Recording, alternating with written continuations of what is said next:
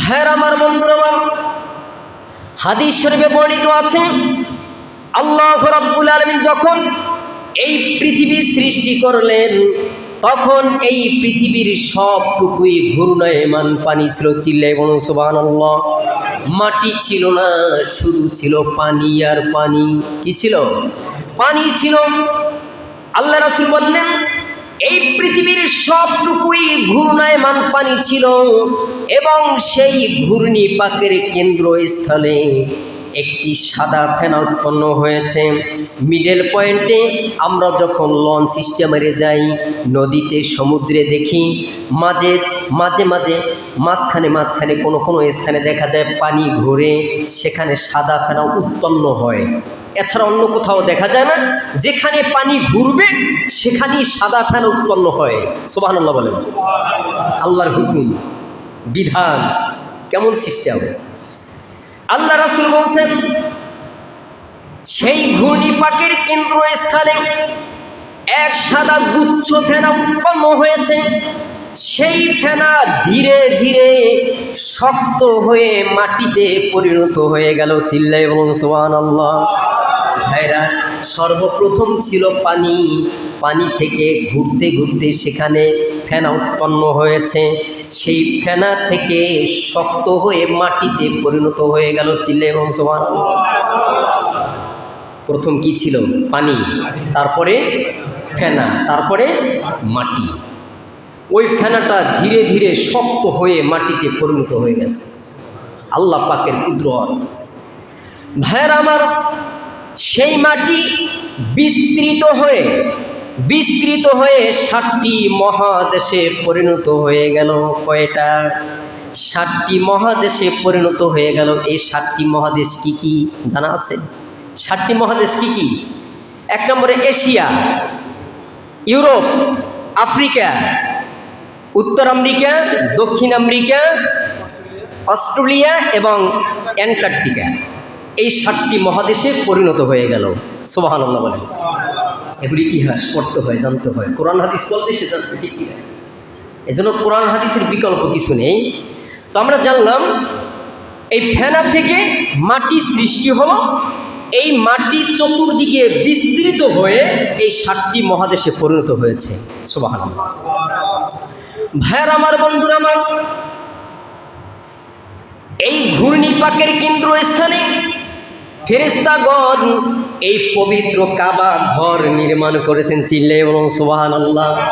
এই পবিত্র কাবা ঘর নির্মাণ করেছেন ফেরেশতারা। সর্বপ্রথম কাবা ঘর নির্মাণ করছেন কারা? ফেরেশতারাই কাবা ঘর নির্মাণ করলেন। আল্লাহ রাসূল বলেছেন হযরত আদম আলাইহিস সালাতু ওয়াস সালামকে সৃষ্টির 2000 বছর আগে এই পবিত্র কাবা শরীফ নির্মাণ করা হয়েছে। কত? 2000 বছর আগে। আদমকে সৃষ্টি করার 2000 বছর আগে এই কাবা ঘর নির্মাণ করেছেন। সুবহানাল্লাহ। ভাইরা আমার, বন্ধুরা আমার, আল্লাহ রাসূল বলেছেন তারপরে হযরত আদম আলাইহিস সালাতু ওয়াস সালামকে, তারপরে দুনিয়ার মাটি সৃষ্টি করার পর আদম আলাইহিস সালাতু ওয়াস সালাম দুনিয়া অবতরণ করলেন। তারপরে এই ফেরেশতাগণের সেই নির্দিষ্ট স্থানে যেখানে কাবা ঘর নির্মাণ করেছিলেন হযরত আদম আলাইহিস সালাতু ওয়াস সালাম, সেই ফেরেশতাদের দেখানোর জায়গায় মাটি দিয়া হযরত আদম আলাইহিস সালাতু ওয়াস সালাম কাবা ঘর দেয়াল গেঁথেছেন, নির্মাণ করেছেন। চিল্লায়ে বলুন সুবহানাল্লাহ। এখন আমরা পেলাম ফেরেশতাদের পরে এই কাবা ঘর সংস্কার করেছেন কে? হযরত আদম আলাইহিস সালাতু ওয়াস সালাম। ভাইরা আমার, বন্ধুরা আমার, এই কাবা ঘর পৃথিবীর কেন্দ্রস্থলে অবস্থিত, মিডল পয়েন্টে অবস্থিত। আল্লাহ রাসূল বলেছেন 7 আসমানের উপরে যেখানে ফেরেশতারা ইবাদতের গৃহ, সেটার নাম কি সবাই বলেন? বাইতুল মামুর।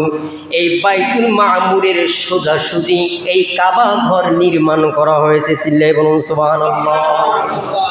এখন এই কাবা ঘরটা হচ্ছে পৃথিবীর মিডল পয়েন্টে, 7 আসমানের উপরে এই বাইতুল মামুর এই মসজিদে ফেরেশতাগণ ইবাদত করে। কি করে? ফেরেশতাগণ ইবাদত করে। সেই বাইতুল মামুরের সোজাসুজি এই কাবা ঘরটা নির্মাণ করা হয়েছে। এখন এই বাংলাদেশের এয়ারপোর্ট থেকে কাবা ঘরে যাইতে, মক্কা শরীফ যাইতে কত ঘন্টা লাগে? 5.5 ঘন্টা। এখন একটি যাত্রীবাহী বিমান ঘন্টায় কত কিলো চলে এটা আপনাদের জানা আছে? 800 থেকে 950 কিলোমিটার বেগে চলে একটা যাত্রী বিমান, এবং যুদ্ধের বিমান চলে 2000 কিলোমিটার বেগে। এখন চিন্তা করেন, আমাদের থেকে পূর্বে কত দেশ রয়েছে, কোনো সীমা সংখ্যা আছে? নাই।